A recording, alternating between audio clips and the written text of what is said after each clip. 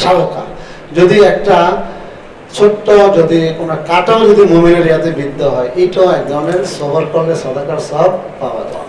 তো মুমিনের প্রতি বিষয়ের ক্ষেত্রে আল্লাহ তাআলা দুনিয়ার জীবনটা কষ্টের কাঠিন্যের ঠিক আছে, কিন্তু আমরা মুমিনরা আল্লাহ তাআলার কাছে কি করব?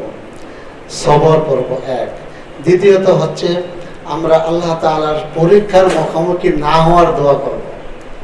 কি করব? পরীক্ষার মুখোমুখি না হওয়ার দোয়া করব, সবর করব। তারপরে পরীক্ষা এসে গেলে তখন আবার আমরা সেই পরীক্ষার জন্য আল্লাহ তাআলার প্রদর্শিত নবী রাসূলগণ যেভাবে পরীক্ষার মুখোমুখি হওয়ার পরে সবর করেছেন, সেই সবর করব।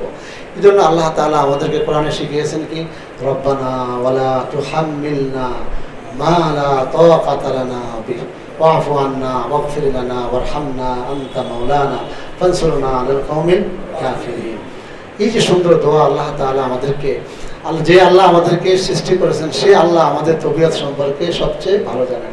আল্লাহ বলছেন কি, হুয়া আ'লামু বিকুম, তিনি তোমাদের সম্পর্কে সবচেয়ে ভালো জানেন, যেটা আমি জানি না, বান্দা জানে না, সৃষ্টির কুল জানে না, স্রষ্টা জানেন।